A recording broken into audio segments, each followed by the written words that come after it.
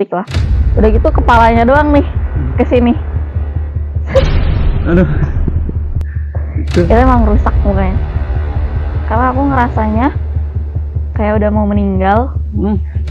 Biasanya kan orang mau meninggal tuh bercanda ya, itu benar-benar mau meninggal sampai minta, ya Allah aku udah deh mau meninggal aja, capek kayak gini.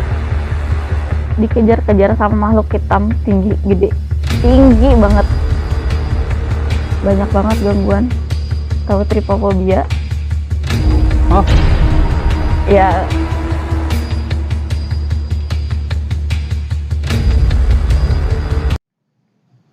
Assalamualaikum warahmatullahi wabarakatuh. Balik lagi bersama saya Mufi di Obar Barpus. Dan di kesempatan kali ini kita sudah kedatangan lagi tamu yang akan menceritakan tentang pengalaman horor atau pengalaman mistisnya. Langsung saja kita sapa. Kanza, apa kabar? Alhamdulillah Sehat ya? baik. Alhamdulillah. Kesibukannya ini sekarang apa aja, Sa? Masih freelance sih. Freelance ya. Oke, jadi di kesempatan kali ini Sa bakal ceritain pengalaman yang di mana, Sa? Mau di mana nih? Mau pas sekolah, waktu kecil di kampus, atau yang terbaru? Nggak terbaru. Mungkin yang paling serem aja sih ya. Kalau bisa. Paling serem. Kayaknya pas SD sih, mulai dari SD yang ya? serem. Oh, paling itu tahun Kelas 3 SD tuh berarti kurang lebih 2007-2008 kayaknya. Oke teman-teman, pokoknya simak terus videonya dan langsung aja kita mulai ceritanya.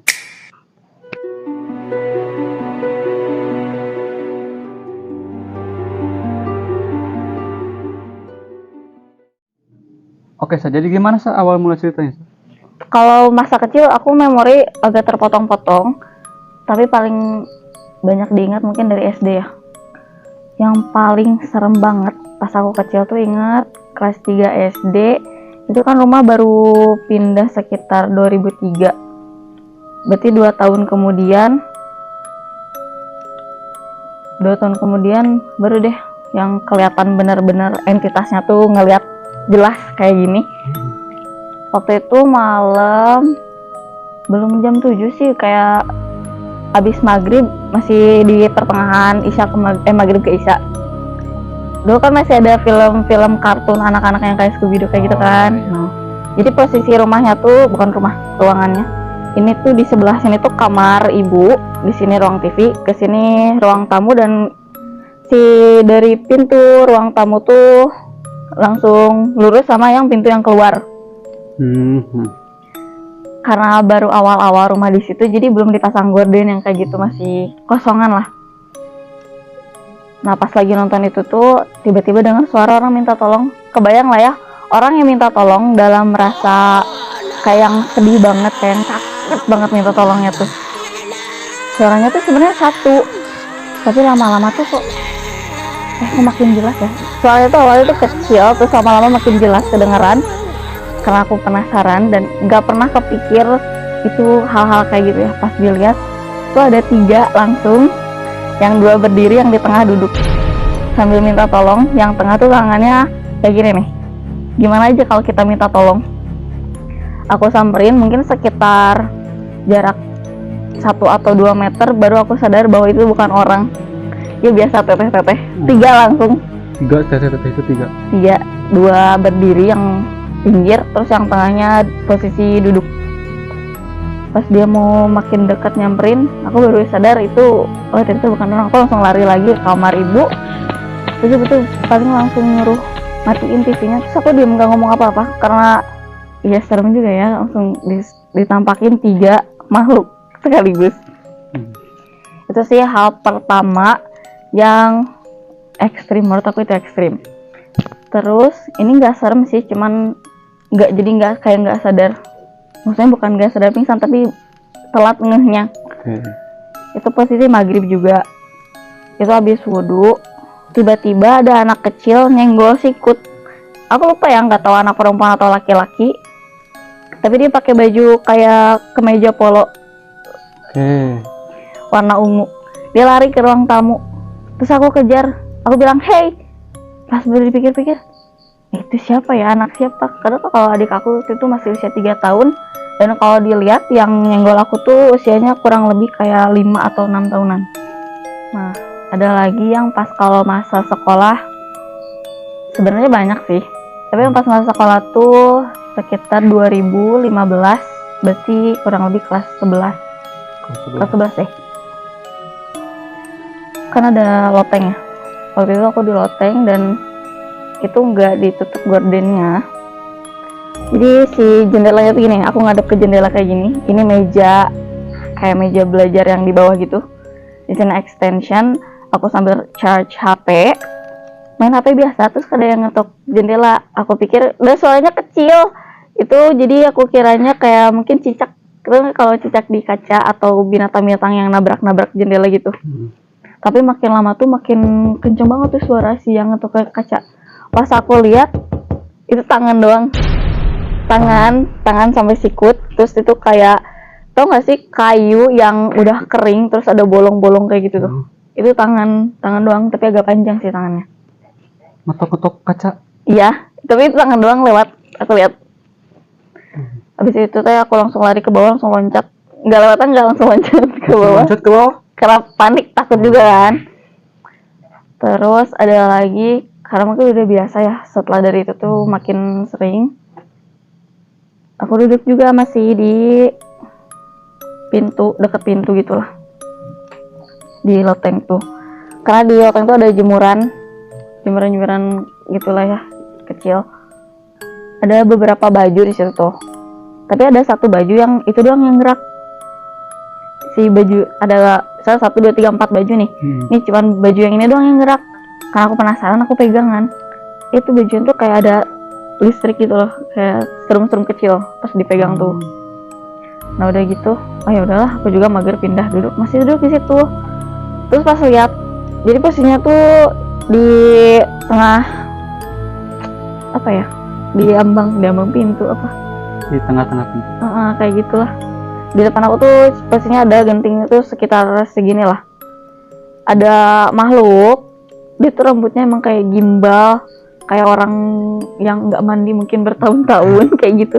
Badannya kurus kering. Cewek, banget. Cowok. Tuh cowok. Terus bawahnya tuh kayak pakai apa ya? Kayak yang camping gitu deh. Kayak orang ODGJ mungkin ya. Ya gitu. Ngerangkak tuh di genting.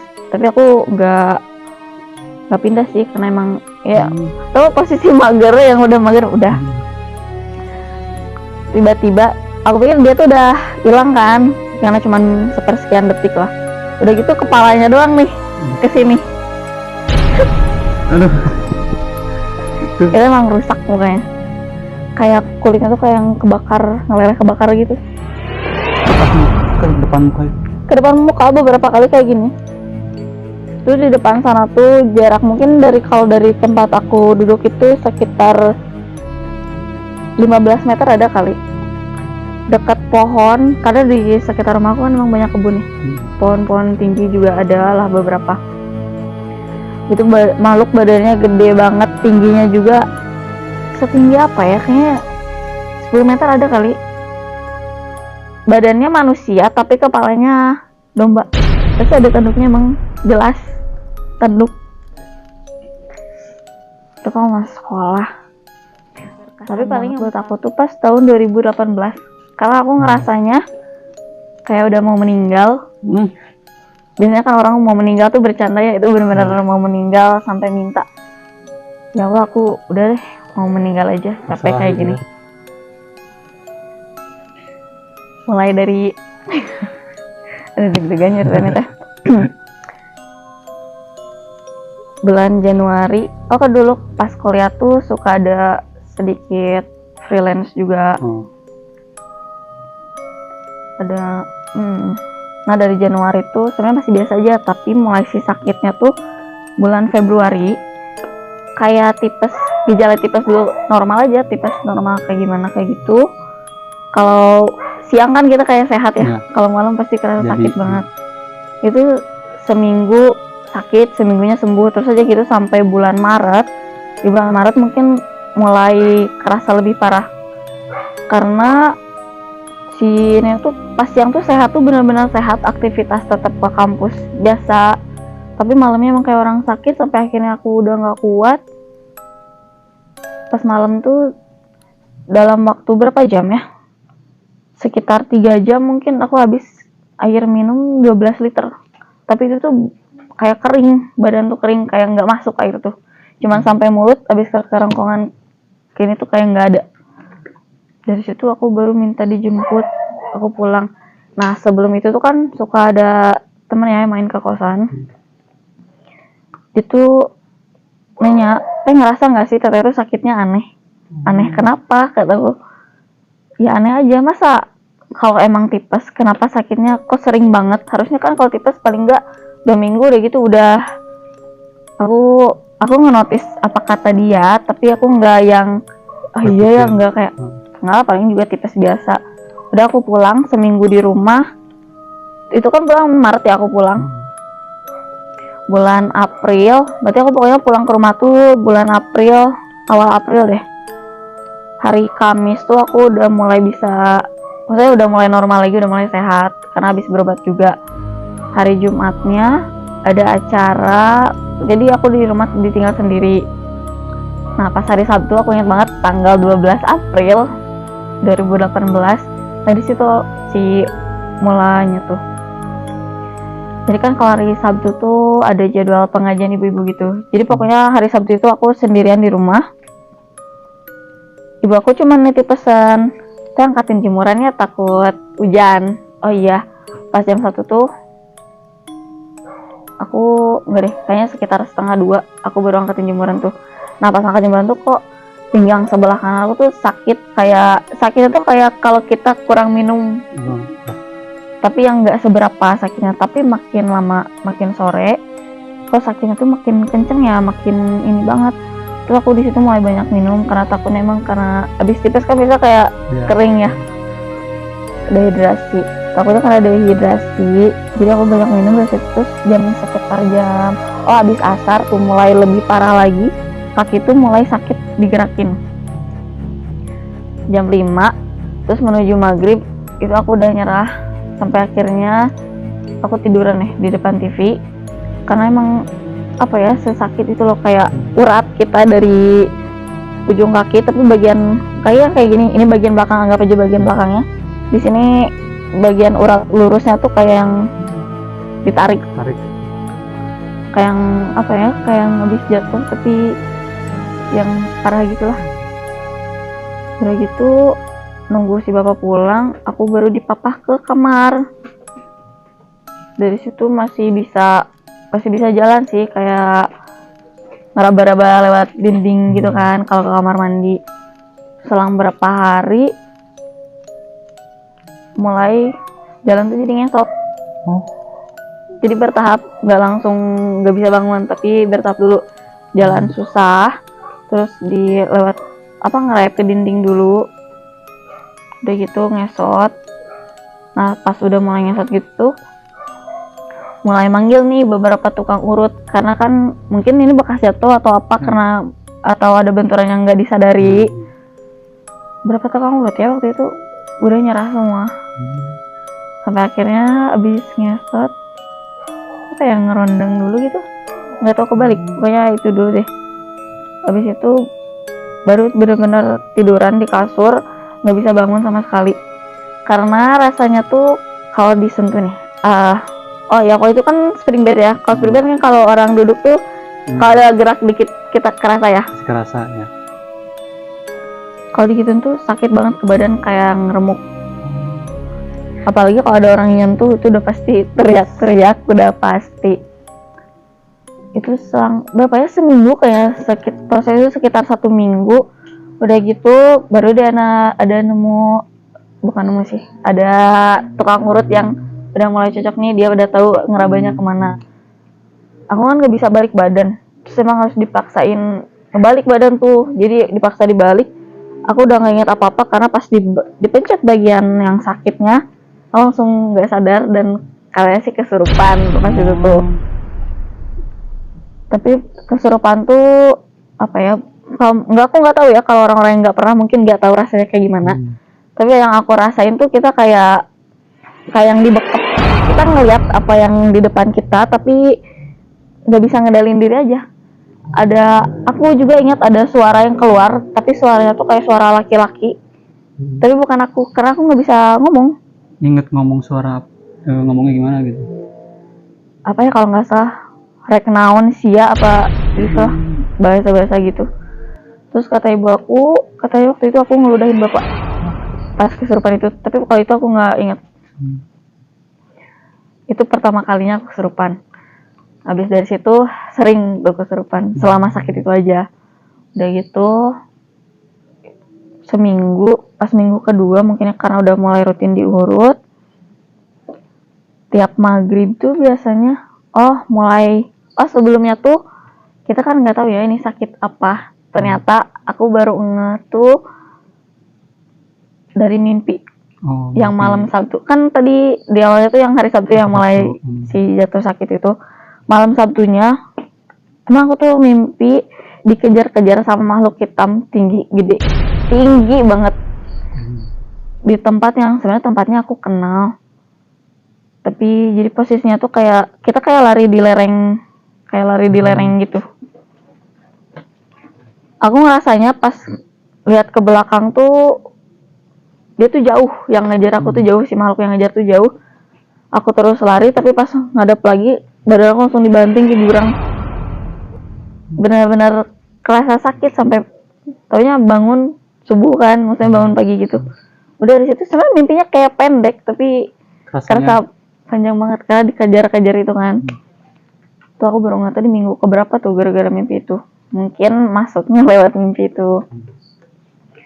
Selama itu tuh sampai kalau malam tuh susah tidur, benar-benar yang nggak bisa tidur karena banyak banget gangguan.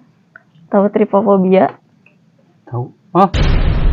Ya kalau lihat hal-hal yang bintik-bintik atau yang itu kan gila ya. Kalau menjamin mata, apa yang aku takutin tuh muncul.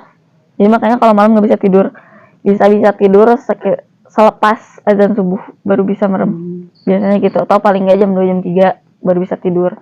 Sebelum kita menyadari ada hal-hal yang enggak tuh mungkin gejalanya dari pas bapakku tuh baca Quran nih di samping aku. Kan aku udah, itu maksudnya posisinya udah nggak bisa bangun ya. Dia baca Quran. Kalian pernah nonton gak sih film-film horor yang emang suka dibacain ayat Quran kan? Panas itu aku ngerasain panas. Panasnya tuh kayak apa tuh munsidang. Ya. Nah kayak gitu. Itu panas, benar-benar panas, gerah. Terus dari apa ya, kayak ada dorongan ingin berkata kasar dengar orang baca ayat Al-Quran tuh. Dan aku tahu kayak mata tiba-tiba gerak sendiri di luar kendali, itu benar-benar di luar kendali mata. Terus kadang tangan tiba gerak sendiri sama kepala, itu di luar kendali, tiba-tiba gerak aja anggota badan gue sendiri. Dan apa ya, nggak bisa ngontrol. Habis itu tuh masih, kalau aku menceritain lagi yang soal susah tidur ya. Kalau malam mungkin sekitar jam 11. Nah waktu itu pernah bapakku tuh lagi nonton. Aku masih belum bangun sih. Bapakku masih di posisi nonton lah mungkin sama adik, sama ibu aku kayaknya masih di ruang TV. Aku dengar ada suara orang yang apa sih, kayak ini kayu gitu. Apa ya, pokoknya yang perkakas. Aku lupa ya namanya. Aduh aku lupa namanya apa itu. Yang itu, terus aku bilang, "Papa, itu di belakang rumah kayak ada yang siapa jam segini, lihat jam kan." Iya juga sih kalau lihat jam, ya siapa lagi, nggak ada yang kerja juga kan. Tapi aku doang yang dengar. Terus kayak ada yang suara nyalain kerannya tuh yang tau nggak pas dibuka tapi berisik.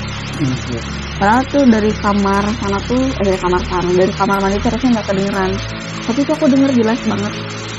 Enggak, itu kerannya mati. Terus sama bapak coba kedengeran nggak, ini udah bapak nyalain, maksudnya udah dibuka kerannya, nggak kedengeran sama sekali. Ternyata dari kamar mandi ke kamar aku tuh, dan aku denger itu jelas banget. Terus sampai ada suatu malam dengar suara dari luar tuh, ini kan posisi rumah di bawah itu sawah semua. Itu dari bawah tuh kayak ada orang banyak kan teriak-teriak minta tolong sambil nangis kayak orang kesakitan.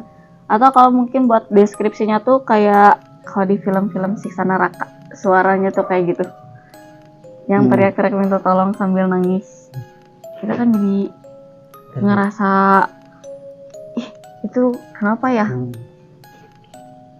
Sampai aku juga pernah nyium bau hangus, ada bau busuk dulu, terus ada kayak daging yang kebakar gitu, yang dibakar, bau amis banget, bau darah, bau nanah, bau amis itu kayak udah nyampur. Kalau malam tuh sering nyium yang bau-bau kayak gitu. Udah gitu tuh apa ya, kayak pas diurut, ini siang sih, posisinya tuh siang, karena kan aku nggak tahu, mungkin ini faktor psikis juga atau gimana, aku nggak suka ada cahaya dari luar, jadi jendela tuh pasti gorengnya ditutup siang itu ya. siang. Terus kata yang tukang urut bilang buka aja, dan aku itu marah-marah, kayak kesel aja, kenapa harus dibuka ya, aku kayaknya gelap. Dan ternyata mungkin katanya itu pengaruh dari itu juga. Terus pas itu kan lagi musim panen ya, misalnya orang tua lagi di luar tuh, aku di kamar sendirian, itu belum bisa bangun, di tiduran di sini tuh dinding kamar kayak ada perempuan di dindingnya tuh nempel satu. Pertamanya aku lihat satu, itu rambutnya agak stylish juga ya, maksudnya rambutnya kayak disegi. Tapi dia pakai gaun setengah, terus ke bawahnya tuh kayak darah gitu. Matanya kayaknya kalau nggak salah ada yang nggak ada matanya satu tuh kan. Aku pikir tuh karena dia, maksudnya aku ngerasanya kamu yang ganggu aku kayak gini di pikiran tuh. Lama kelamaan kok nambah ya, tiap hari tuh nambah si makhluk yang di situ tuh, kan tadinya satu, terus nambah ada jadi 8 gitu, pokoknya 5-8 deh ada di situ. Beda-beda, ada yang kepalanya aja, ada yang badannya dong, ada yang kakinya aja, ada yang telanjang juga, ada cowok cewek itu. Kebanyakannya aku lihat cewek. Ya mukanya pokoknya kayak gambar-gambaran di film, aku lihatnya kayak gitu juga. Emang mirip lah, nggak 100% sama, tapi ya untuk penggambarannya kayak gitu.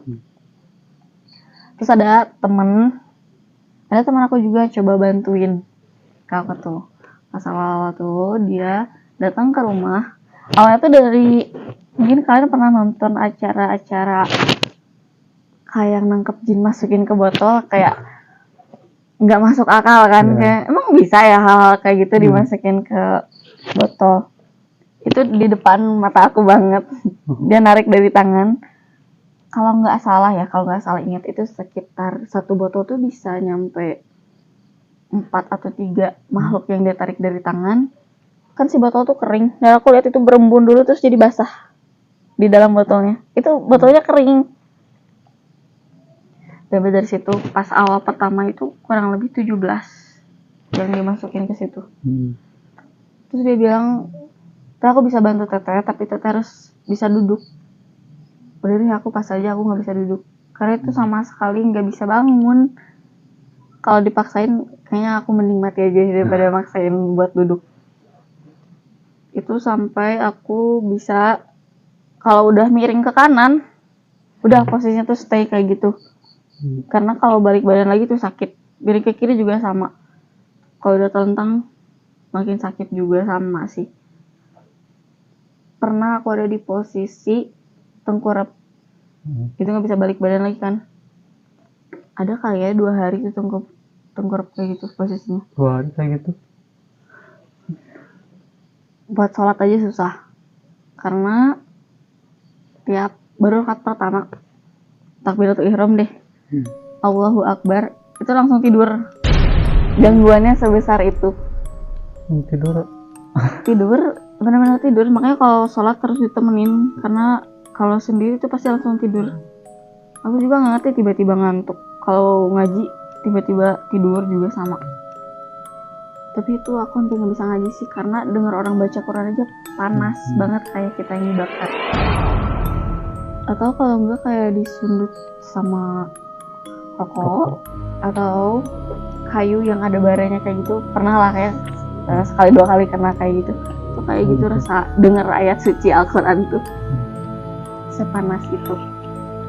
Udah gitu tuh Nah pas diurut lagi itu semua masih pagi, pasti diurut tuh sekitar jam 8:30 lah. Kan di depan aku ada kayak tulisan apa ya, mungkin kayak lukisan-lukisan ya, orang suka ada aksesoris dinding gitu ya. Ini bapakku di samping aku, ngadepnya ke aku, si ini ibu yang ngurut ngadepnya ke aku, dan mereka otomatis nggak lihat ke sana kan, maksudnya lihatnya jadi ke aku doang ngeliat ke sana. Si bendanya tuh gerak-gerak sendiri di dinding tuh, kan pelan pertamanya, makin lama makin cepet di kayak aku tuh, terus dia juga ngeliat. Nah pas itu tuh dia pegang baru berhenti.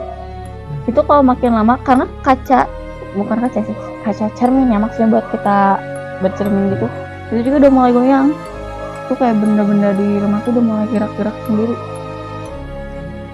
Jadi itu berhenti.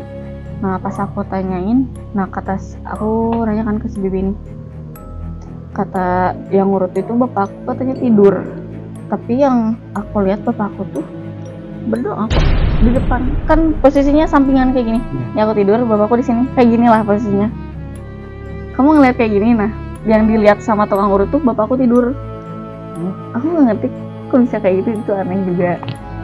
Terus pas siangnya aku kesel ya, ada botol kan di kepala aku, maksudnya di sebang, pokoknya di kepala tempat tidur. Aku lempar ke sana, aku kesel, aku sampai nangis sih. Ini kamu kan yang bikin aku kayak gini. Yang makhluk ini masih ada nih? Lama itu nggak pergi-pergi. Terus orang-orang di luar tuh pada masuk ke rumah, jadi sambil nangis, kamu sabar, kamu lagi sakit gini-gini. Sabar ya, orang sehat tuh nggak ngerti ya orang sakit kayak gini, kayak udah benar-benar putus asa kan. Udah gitu sampai ada di posisi benar-benar udah nggak bisa gerak sama sekali. Awalnya tuh aku masih bisa ganti baju, masih bisa dilap, maksudnya masih bisa bersihin badan gitu kan. Habis itu benar-benar yang enggak bisa, sampai aku ngalamin di pampers tuh, pakai pampers. Habis itu nggak bisa, karena nggak bisa diangkat sama sekali, badan udah diem aja kayak yang dipaku, udah kayak gitu. Enggak, aku nggak buang air besar tuh selama kurang lebih 3 minggu. 3 minggu. Dia itu nggak kentut juga, nggak sama sekali. Kalau makan normal. Makan normal, tapi badan tetap nyusut. Jadi kayak yang kayak nggak diserap sama tubuh.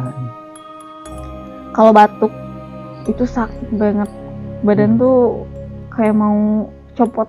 Batuk, bersin, ketawa aja sakit, nangis juga sakit. Apalagi kalau nangis kan kayaknya tenaganya lebih ketarik ya, lepas.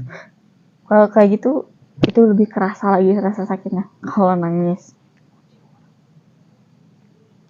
Pas minggu keberapa ya, itu ada orang-orang tuh mulai ngejenguk. Aku bilang aku nggak mau ada orang yang ketemu sama aku. Kenapa? Orang kan mau ketemu sama kamu, berdoa, maksudnya ngedoain kamu. Aku nggak mau. Aku bilang karena orang-orang yang datang pasti nangis. Mereka nangis, aku bakal kepancing nangis, dan nangis tuh buat aku sakit. Sampai ada orang yang ngejenguk tuh, dia nggak berani masuk kamar karena sebut aja pernah ngasuh aku dari kecil ya. Dia nangis katanya di ruang tamu. Ya bagus deh kalau nggak ketemu, kalau aku lihat dia nangis kan pasti kebawa. Kamu kenapa, Cina? Aku kesel tuh, aku keadaan lagi sakit, tapi orang-orang tuh kok banyak yang ngejudge, enggak itu banyak loh sebenarnya. Atau untuk pertanyaan sebenarnya biasa aja, tapi mungkin kena psikis aku lagi lagi nggak baik-baik aja kan. Pertanyaan sepele kayak, masa sih masih muda udah sakit kayak gitu? Masa sih masih muda udah saraf kejepit? Itu kan biasanya penyakit yang dialami oleh orang tua bla bla. Padahal di hati aku tuh kayak, sadar nggak sih, bayi aja bisa mati, ini umur berapapun bisa mati, apalagi cuma sakit doang.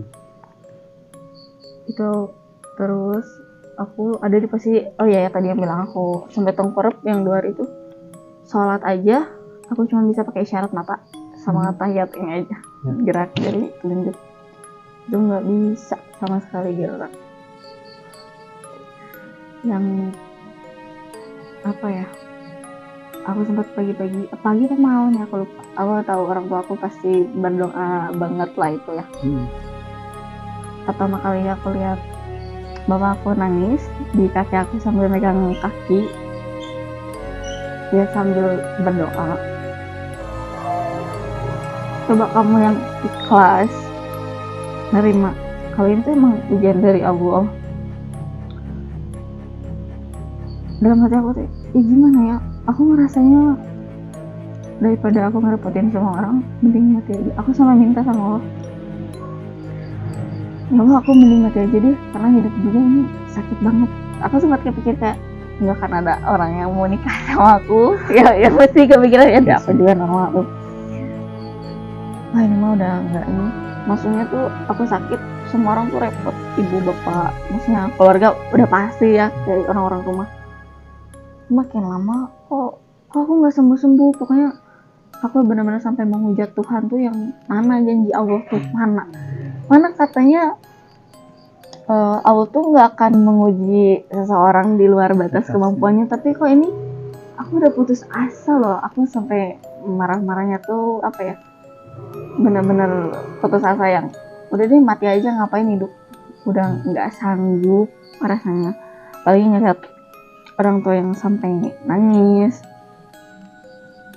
Terus ibu aku juga pernah, ibu aku nangis, benar-benar nangis di depan mata aku tuh pas posisi aku nggak bisa yang sholat tadi, yang cuman bisa isyarat mata. Kalau bisa ditukar, mending ibu aja yang posisi ini.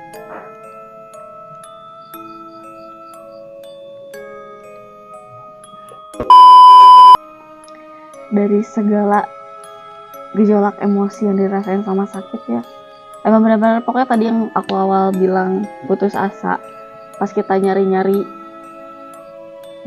kesembuhan kok tetap masih dalam keadaan kayak gini ya Allah. Sampai bilang pengen mati, tapi ternyata di situ aku nemuin pengalaman spiritual yang luar biasa sih. Sampai menyadari bahwa ternyata Allah tuh ngasih jalan ketika kita udah pasrah. Bukan menyerah sih, tapi pasrah. Pas itu aku ngerasa aku putus asa, menyerah, tapi kok tetap ya balik itu ke Allah gitu. Tetap meminta kok, tetap mohon pengen sembuh. Bohong sih sebenarnya pengen mati itu. Ternyata tetap meminta kesembuhan sebenarnya. Yang aku nggak ngerti emang itu sih pas bagian dari yang baca Quran tuh aku benar-benar ngerasa kebakar badan. Benar-benar kerasa banget ke kulit.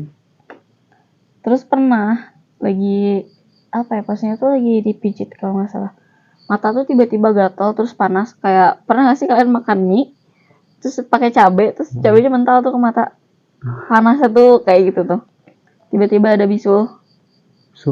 Itu seketika gatal, pas digaruk gini langsung timbul terus badan gatal-gatal. Pernah tiba-tiba gatal-gatal, tapi pas sama sakit kan gak bisa gerak gitu ya. Aku ngeliat semut aja takut banget karena ngerasa gak bisa lari kan. Terus kalau ada semut satu, aku juga tahu karena itu benar-benar badan tuh gak dibersihin mungkin hampir 2 minggu, karena ya aku bilang tadi pakai pampers aja udah gak bisa. Terus alhamdulillah akhirnya Allah memberi kesembuhan, dan itu sembuhnya juga perlahan.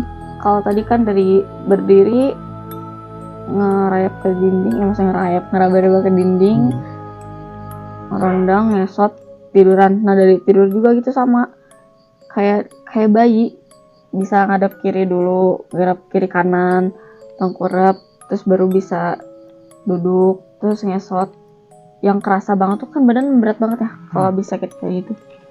Pas turun kaki, latihan turun dari ranjang, itu tiba-tiba ringan. Pas aku nyobain bismillah, ya Allah aku pengen bisa jalan lagi, pas gitu kayak ada yang lepas tuh dari badan tuh. Kan dibantu tongkat tuh, aku mau ngambil tongkat, itu jauh banget, tapi aku pengen nyoba. Pas itu baru mulai bisa berdiri. Itu belum bisa jalan sih, baru bisa berdiri. Kayak gitu jalan dulu, enggak jalan, maksudnya ngesot, merondang, baru bisa berdiri ke dinding lagi. Itu benar-benar prosesnya kayak kita dari bayi sih. Pernah suatu pagi sebelum sebelum bisa bangun. Mungkin sekitar jam 8 atau setengah 9. Karena aku malamnya nggak bisa tidur, berarti dari pagi kan baru bisa mulai tidur nyenyak tuh. Pas mau bangun, kayak ada yang mau keluar tau dari badan tuh. Gimana ya jelasinnya, susah sih. Kalau di gambarannya tuh kayak aku takutnya waktu itu aku bilang pengen mati, tapi kayak ada yang mau keluar dari tubuh tuh aku nolak karena takutnya itu roh aku yang keluar kan. Benar terjadi. Bener-bener, wah ini apa ya? Pas bangun tuh kayak bener-bener ini tubuh kita nih. Di sini tuh kayak ada yang mau keluar, tapi di sini tuh kayak ada yang halangin juga. Jadi tiap ini mau keluar, balik lagi terus. Habis itu tuh habis perbaikan, mulai membaik, keadaan aku mulai membaik. Hampir tiap keadaan aku membaik yang cukup signifikan, pasti ada hal-hal yang gitu juga. Misalnya, itu kan bulan puasa. Nah, aku ngundang beberapa orang yang ini buat bukber lah ceritanya, sambil syukuran karena aku udah bisa bangun. Mereka udah pulang, aku pengen minum air panas nih. Aku ke kamar, ambil si termos, itu tiba-tiba pecah si termos tuh. Tuh kalau kita nggak refleks ngedip, itu pasti kaca termos udah masuk ke mata sih. Awalnya sih mikir mungkin karena air mendidih terus pecah, tapi kan kenapa pecahnya nggak ke bawah atau yang pokoknya hal yang apa ya menurut akal kita kok ini ya. Itu satu. Terus ada suatu pagi juga itu nggak tahu hari Jumat apa hari Sabtu, aku lagi berdua sama ibu nih. Terusnya ibu aku di sini, aku di sini. Itu aku udah mulai bisa duduk. Ini jendela di belakang kita. Jadi pokoknya ada sorot matahari. Oh di sana tuh di sebelah kiri aku mungkin jaraknya sekitar 1 meteran, 1 meter lebih lah. Dekat pintu masuk kamar ada kayak tempat pakaian gitu loh. Warnanya tuh hijau nyala gitu. Terus dari sebelah sana juga ada kaca. Jadi kalau matahari tuh itu kena. Terus tiba-tiba kok ada yang mantul. Aku pikir karena si cahaya matahari kena ini jadi mantul ke mata. Tapi kalau emang kayak gitu harusnya kan dari tadi pas aku lihat itu ada ular masuk ke kamar. Itu panjang banget. Sampai berarti sehitam itu ya si ularnya, soalnya si warna dari tempat pakaian itu mantul. Terus aku bilang, "Bu keluar." "Ngapain?" Ibu aku tuh lagi ngaji pas itu. "Keluar aja dulu, jangan banyak nanya." "Ya mau ngapain?" "Dia udah aja keluar." Dia loncat, aku belum bisa jalan yang benar-benar bisa jalan itu loh. Nah dari situ aku maksain diri buat loncat ke jendela. Sampai loncat, habis loncat itu emang agak ngesot dulu bentar, baru deh nelpon bapak minta pulang karena ada ular ke rumah. Terus di situ kebenarannya ada orang-orang yang lagi di kebun. Terus ibu tuh manggil minta tolong ke mereka buat cari ular itu di kamar. Ternyata pas dicari sampai zuhur juga nggak ada. Kita udah ngeluarin semua baju-baju yang di lemari, terus kasur udah diangkat, takutnya kan ada di situ. Tapi kalau diingat-ingat lagi, keluarnya lewat mana, kan kita dari tadi stay di situ juga. Nah habis setelah ada ular itu, aku langsung panas dingin, langsung meriang badan. Pokoknya tiap ada aku mulai membaik pasti ada hal kayak gitu. Terus sebelumnya juga emang kayak sering menjelang maghrib tuh pasti kesurupan. Tapi kesurupannya nggak yang separah yang tadi ya. Kayak cuman tiba-tiba nangis, tiba-tiba ketawa. Kalau diajak ngobrol nggak sadar lah, karena emang udah kemasukan kayak gitu. Kalau waktu asar itu pasti tidur. Kalau tadi yang kita bahas emang nggak boleh kan. Kalau di hal-hal yang nggak boleh tuh sering terjadi. Jadi yang bikin susah tuh kayak gitu sih. Mulai bisa lagi, mulai membaiknya tuh kerasa membaik tuh kalau aku tadi bilang 3 minggu ya aku nggak BAB, tapi pas mulai udah bisa buang air besar tuh membaiknya mulai cepet, karena sebelumnya lambat banget ya. Nah sebelum membaik yang cukup signifikan itu aku juga dapat mimpi. Tiba-tiba ada satu keluarga datang ke rumah, pakaiannya tuh kayak kayak orang-orang Arab, kayak laki-laki yang pakai gamis terus pakai sorban gitu, sama istri. Jadi itu kayak suami, istri, terus anaknya 2 perempuan dua-duanya. Jadi 3 perempuan 1 laki-laki. Ke kamar, terus aku dipegang sama si ibunya, bapaknya cuma berdiri, anaknya cuma ngeliatin. Kaki aku tuh dipegang kan sakit ya, aku bilang. Itu dalam mimpi tuh kaki aku diangkat yang benar-benar dipaksain, digerakin gitu lah. Habis dari situ mulai ini lagi, mungkin karena awalnya dari mimpi, sama Allah perjalanannya lewat mimpi lagi. Pas lama sakit itu juga ada beberapa orang yang nanya, kamu habis nolak siapa? Nolak. Ya, nolak laki-laki gitu. Terus aku gak kepikiran ke sana ya. Terus aku bilang, ya kalau ngomongin nolak mah yang ketolak banyak. Tapi bercanda. Ya gimana, aku nggak pengen kesana. Apa ada yang benci banget ya sama aku pikir. Masa sampai segininya aku nggak kepikiran gara-gara hal-hal kayak gitu loh, kayak bisa iya sih. Bukan ke laki-laki itu adalah manusia yang logis, masa pakai hal-hal yang sangat jauh dari kata masuk akal.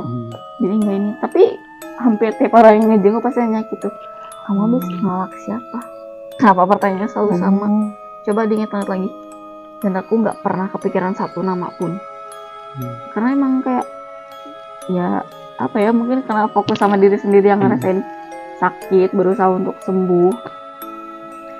Udah apa ya, pengen obat sana sini. Nah awalnya tuh karena kan ngiranya dari yang tipes tadi, terus kayak abis diurut tuh si uratnya balik lagi, kayak mungkin ini syaraf kejepit, sampai herbal, terus obat dari dokter pun. Tahu kan obat tuh kecil-kecil ya, tuh kecil, makin lama tuh dosisnya makin nggak tahu dosisnya, tahu apa ya bilangnya, tapi si obatnya tuh makin lama makin gede, sampai segede jempol itu kan. Gede banget ya. Dari situ kita mulai menyadari bahwa ini kayaknya bukan sakit biasa nih, sama medis nggak masuk sama sekali. Sempat pakai penahan sakit, kalau awal-awal agak berpengaruh, tapi makin lama nggak ada mempan apa-apa, obat apapun. Udah sih kalau yang itu. Nah aku mulai masuk kampus tuh, tapi setelah sakit itu ada banyak memori aku yang hilang. Aku nggak ngerti juga kenapa kayak gitu. Ada beberapa teman juga, aku lupa namanya, kita kenalan ulang, ada banyak. Dan cerita-cerita selama ngampus pun ada yang hilang, kayak orang amnesia ya. Sampai sekarang berarti? Ya aku nggak inget. Nggak bener-bener orang cerita ini nih, nggak tahu, aku nggak karena nggak tahu deh. Pokoknya sejak saat abis sakit itu banyak memori yang kehapus lah. Nah aku ketemu sama teman yang sebut aja indigo, tingkat tinggi. Aku juga agak kepo nih, ini sebut aja si A ya. Ini tuh aku dari mana ya sini? Kamu juga tahu kok orangnya? Tahu. Aku langsung ke si ini bukan? Iya dia. Loh kok bisa? Ya karena kamu habis nolak dia. Emang iya ya, kayak langsung nge-freeze. Masa sih kepikiran, karena yang aku tahu dia juga orangnya cukup berpendidikan. Masa sih ngelakuin hal-hal yang nggak baik banget kan? Kenapa kayak gitu? Bukannya orang tuh kalau suka dipelet ya, bukan disantet. Ya kan, di pikiran kita tuh. Jadi gini kata dia tuh, jadi ada beberapa orang terlibat. Si orang yang mau sama aku, dukunnya sama temennya nih, dia bilang ke temennya tuh sebenarnya bilangnya pengen orang-orang tuh nggak mau sama aku, pokoknya tiap deket sama aku pengennya ngejauh biar aku tuh kelihatan jelek di mata orang. Mungkin kesannya kayak gitu, tapi si temennya mungkin salah nyampein, jadi kamu tuh malah dinikahin sama pocong katanya gitu. Aku nggak tahu juga deh soal kayak gitu. Nah dari situ mereka juga berantem katanya sih, gara-gara miskomunikasi itu. Jadi permintaan si orang ini tuh pengennya biar orang lain aja nggak mau sama aku, biar aku ngerasanya yang mau sama aku tuh si orang ini aja. Tapi ternyata temen nyampeinnya salah, malah aku dibikin sakit. Dan itu katanya mereka juga sempat berantem, kata teman aku gitu. Terus aku nanya, itu apa aja ya yang di badan aku? Maksud aku nanyanya yang komandannya apa tuh, yang tingginya lah ya, yang paling ininya di badan aku deh. Ada ular ngelilit. Makanya kamu kalau makan, kamu makan banyak, sebanyak apapun badan kamu tetap kecil kan, maksudnya malah tetap aja nyusut gitu katanya. Terus ada yang aku bilang kalau posisi telentang sakit gini sakit. Terus pas tengkurap itu paling lama karena jadi posisi ini badan kita nih, jadi posisinya tuh saling memunggungi. Kalau aku telentang dia yang tengkurap, kalau pas aku tengkurap dia yang telentang. Jadi dia memaksa ya, kayak emang posisinya harus aku yang tengkurap karena emang pengen dibikin gitu, karena biar dia juga ya enak aja jadi yang telentang gitu katanya sih gitu. Terus ada satu lagi aku lupa. Tapi pas selama sakit itu juga banyak banget sih godaan tuh, kayak tiba-tiba di HP tuh ada yang bukan video call dulu sih, dari masuk grup rukyah tiba-tiba. Aku nggak ngerti, aku nggak pernah searching hal-hal kayak gitu, tapi terus ada video call karena waktu itu aku juga benar-benar pengen sembuh, apa aja pasti kita usahain kan. Dia video call, astagfirullahaladzim mbak katanya. Aduh ngakak banget.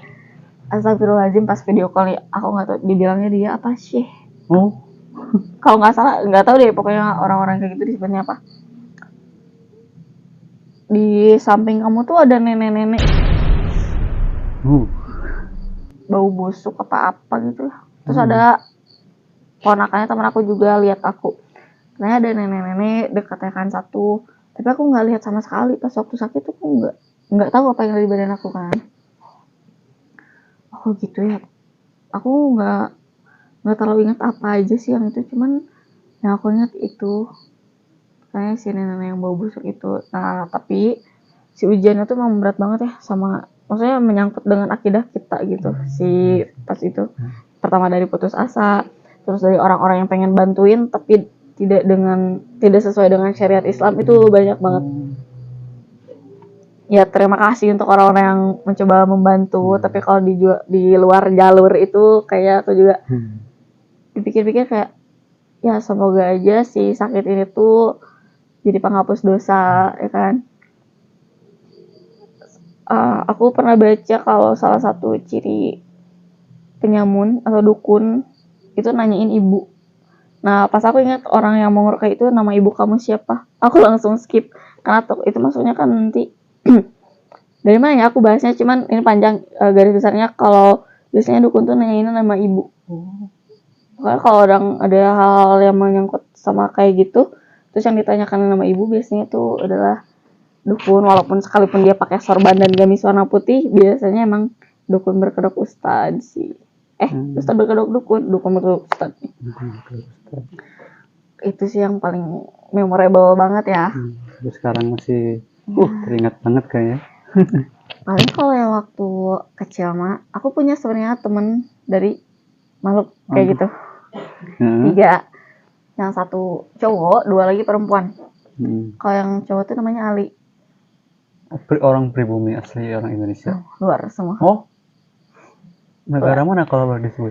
Aku nggak tahu sih negara mana, cuman dari mereka tuh kalau lihat dari fisiknya ya, Ali itu Arab kayaknya.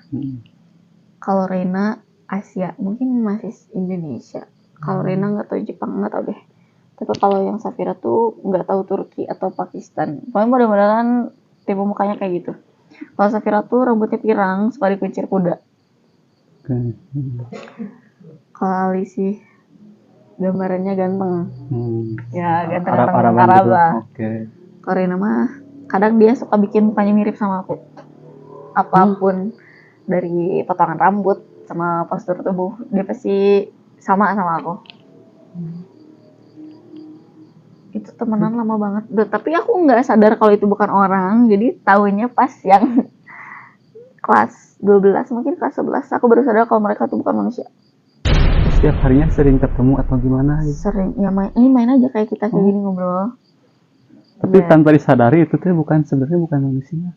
Bukan, iya enggak, aku nggak tahu. Maksudnya kayak ya kayak kita ngobrol aja sama teman-teman itu selayaknya itu. Dan bukan mereka aja, cuman maksudnya ini mereka yang paling dekat. Ada suka banyak kok yang main ke rumah. Wah, seperti itu. Ya Bukan mereka orang ya. bukan orang, dan ya aku nggak tahu. Sampai kita juga banyak debat. Debat kayak ngobrol sama teman sering banget. Aku pernah diajak ke rumahnya mereka, nggak tahu rumahnya siapa, tapi aku pernah dibawa ke sana. Kayak aku tuh masuk hutan dulu, terus di situ ada rumah, ada 1, 2, tapi bentukannya kalau yang di belakang itu tuh kayak villa full kayu, bagus sih rumahnya tuh. Terus kalau yang sini tuh tipe-tipe rumah zaman dulu gitu lah, yang si atapnya tuh ini depannya segitiga terus ke belakangnya kayak gitu. Aku pernah dibawa ke sana, tapi bangun-bangun aku udah di kolong tempat tidur gitu. Tapi itu aku paling dekat banget tuh sama Reina. Jadi aku ngerasanya sayang banget. Sayangnya tuh kayak gimana sih kamu punya teman dekat dan sesayang itu loh. Dan maaf kalau boleh tahu sampai sekarang? Enggak. Oh enggak. Enggak. Malah kita pisahnya tuh setelah aku sadar kalau kamu bukan orang. Karena aku cerita ke orang tua juga pas ya baru-baru sadar itu, karena mereka mikir mungkin dulu juga suka kalau anak kecil ngomong sendiri mungkin karena mungkin imajinasi. Pasti orang-orang beranggapannya kayak gitu kan. Sampai ada kok testimoni ya, cerita dari orang yang pernah ngasuh. Kamu sih dulu juga waktu kecil kayak jam 2 malam tuh minta sepedahan. Coba ya, yang kayak gitu deh. Terus orang tua tuh nyari, anaknya kemana? Maksudnya kayak masih balita, kok nggak ada di kasur? Soalnya lagi main, kayak anteng aja nggak tahu main sama siapa. Nah ini juga kakak kelas aku pernah bilang, karena dulu kita satu domisili di situ. Katanya kalau dia mau ngajak aku main tuh, kamu tuh nutup pintunya setengah dulu. Kayak bentar ya, aku bilang dulu sama teman-teman aku. Nah terus dia bilang, aku bingung Sal, kamu tuh bilang teman siapa, kan di rumah kamu nggak ada siapa-siapa. Tapi kamu tuh suka emang kayak yang lagi diskusi, kata dia tuh. Aku sebelumnya aku nggak ingat, tapi pas dia cerita aku baru ingat. Ya aku sama mereka. Terus kayak soal sendal deh, kita kan punya sendal yang samaan nih. Aku pinjam sendalnya. Emang sendal kamu kemana? Sendal aku dipinjam sama teman, terus dia bingung. Tapi sendal aku tuh ada di depan mata. Terus yang aku lihat tuh ya sendal aku lagi dipakai sama salah satu dari mereka.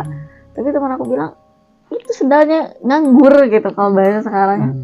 Ya aku ya beda lah, mungkin karena mereka nggak lihat, yang ngelihatnya aku doang. Jadi agak iya, orang-orang cuma bisa bingung karena pasti beranggapannya itu imajinasi anak-anak. Nah terus abis aku cerita sama orang tua tuh, kenapa kamu baru bilang sekarang? Ya aku juga baru sadar sekarang gitu. Jadi aku hati-hati, takutnya orang tua mah kayak kita malah minta bantuannya sama makhluk kayak gitu. Jatuhnya ke musyrik ya. Iya, takut kayak gitu. Terus dulu tuh emang ada hal aneh. Selain dari cepet capek ya, energi kita cepat terkuras.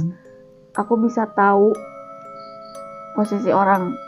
Misalnya kamu lagi di rumah, aku tahu kamu di sana berapa orang. Itu bisa kayak gitu dulu, sekarang enggak.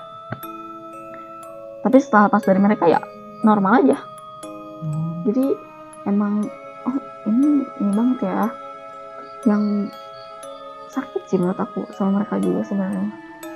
Kayak ada hal yang misalnya tuh gak tahu apa yang ngarahin aku harus ngeliat ke situ misalnya. Tapi kalau nggak aku ikutin, mata aku sakit banget. Itu sampai ya kerasa banget. Kan aku deket nih sama kamu, entah itu teman atau teman level 2. Kamu sakit, aku ngerasain apa yang kamu rasain. Kebayang gak sih kalau orang ini sakitnya parah? Itu pernah kejadian, aku juga ngerasain sakit banget. Kenapa kayak gitu ya aku capek. Maksudnya kenapa aku harus ikut ngerasain yang orang lain rasain juga. Di situ aku coba buat ngelepas. Si yang paling dekat sama aku yang kalau Ali sama Sakira tuh kayak yang emang oh ya udah mereka nerima kita emang teman tapi beda dunia, jadi ya udah sih gitu. Tapi kalau Lena emang dia marahnya tuh gue nggak sih kita dimarahinnya sama setan gitu maksudnya. pasti lewat mimpi juga. Itu aku sampai terpelanting ya, dibanting-banting di mimpi. Dia kayak di mukanya tuh tiba-tiba ada urat-urat yang warna merah, terus matanya tuh kayak ada darah di yang bagian putih gitu tuh jadi warna merah gitu. Dia kerasa banget emosi marahnya ke aku tuh. Aku sempat takut nangis. Aku sampai nangis lah pas emang benar-benar memutuskan untuk berpisah dengan mereka tuh. Karena emang sayang banget, tapi aku juga harus memilih hidup yang lebih normal dong. Apa ya, kayak sebenarnya banyak sih cerita-cerita kayak gitu. Oh, pernah pas di rumah dulu, pas aku masih tidur berdua sama adik nih satu kamar. Dulu kan bed kan ada yang di atas, ada yang di bawah. Nah, aku tidur yang di bagian bawahnya. Tidur lampu dimatiin. Aku nggak bisa napas ya. Nggak bisa napas tuh bener-bener pengap, sesak. Pas aku buka mata, ada perempuan tidur di dada aku. Astagfirullahaladzim, itu bener-bener aku diguling kan karena ngerasa berat. Kamu apa ya, kayak bener-bener ditindihin orang aja, sesak. Akhirnya lega. Terus aku duduk, taunya ada yang duduk di kaki adik aku. Tapi dia tetap tidur, lampu tetap dimatiin. Terus aku nyalain lampu, aku mau tidur lagi. Aku baru ngeh, kan aku ngegulingin si orang yang tiduran di badan aku tadi ya. Kok bisa ngeguling jauh? Padahal si posisi spring bednya tuh yang bawah tuh aku ngebuka cuman sebadan aku aja. Itu dia ngegelindingnya kemana, tapi aku tetap ngeliat dia gitu. Aduh, aku merindingnya kalau inget itu. Nah, terus pernah satu malam juga adik aku pulang malam sendiri, nggak tahu dari mana ya dia tuh. Di jendela dapur tuh ada kaca yang lebar, yang panjang gitu kan.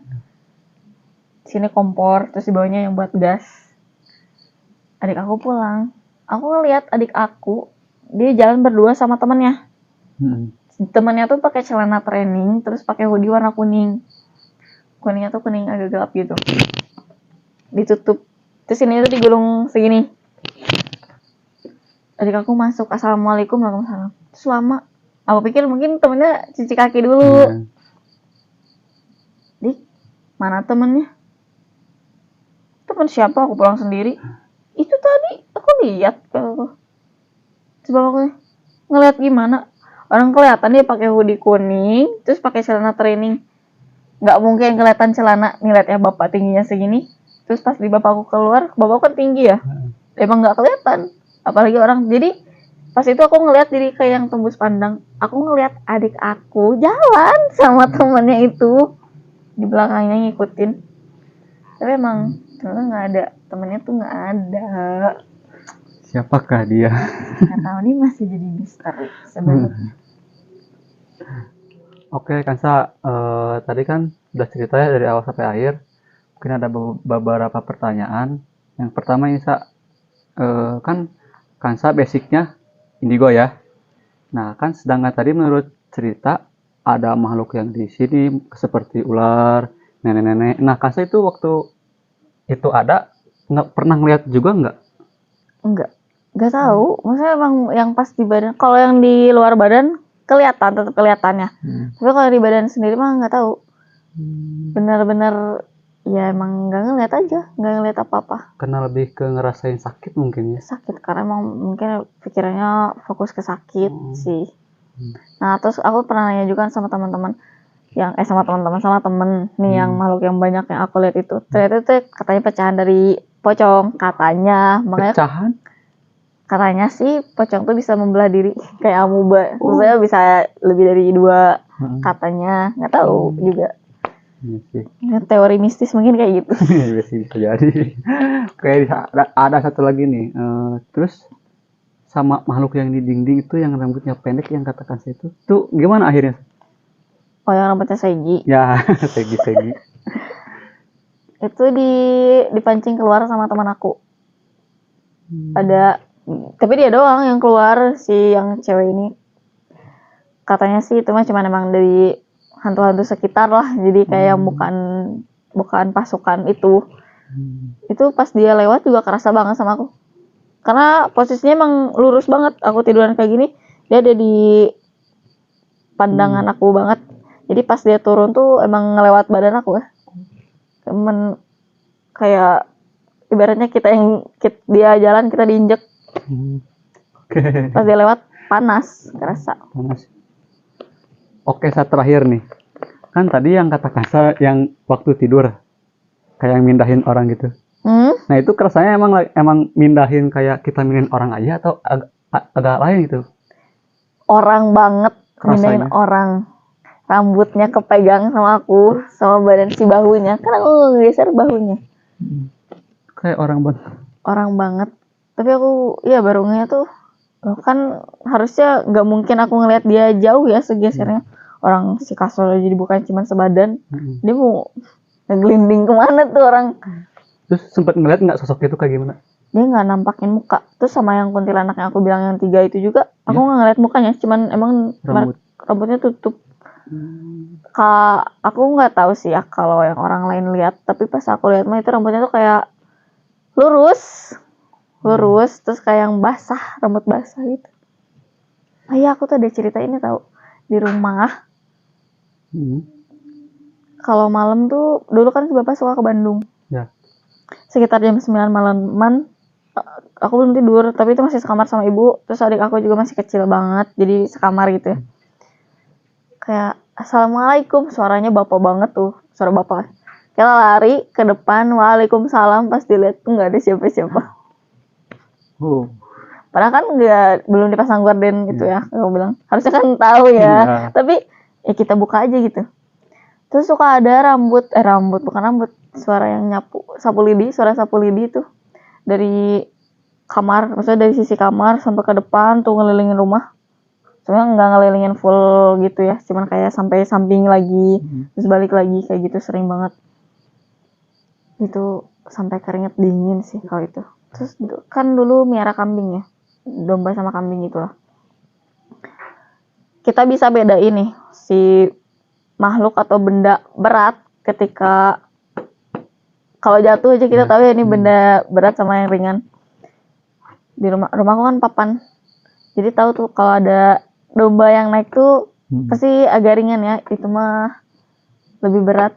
Dan aku pernah dengar cekikikan kuda, dan aku tahu itu kaki kuda yang ada di rumah naik ke papan di depan rumah. Ya kuda badannya enggak, bawahnya kuda, atasnya manusia. Siluman kuda. Pas aku nanya sama almarhum kakek sih, katanya itu dari dulu emang ada di situ. Dan mungkin gitu aja ya, Sa. Mungkin kalau pengalaman berarti Kasa banyak banget ya. Ya banyak banget sih, banyak aja dari kecil sampai umur sekarang. Kalau mungkin nanti lain waktu kita bakal cerita lagi saya. Oke teman-teman, terima kasih yang udah menonton dari awal sampai akhir, dan terima kasih juga kan saya udah datang ke sini untuk bercerita. Sama-sama. Oke teman-teman, mungkin segitu aja. Saksikan video kita selanjutnya. Assalamualaikum warahmatullahi wabarakatuh.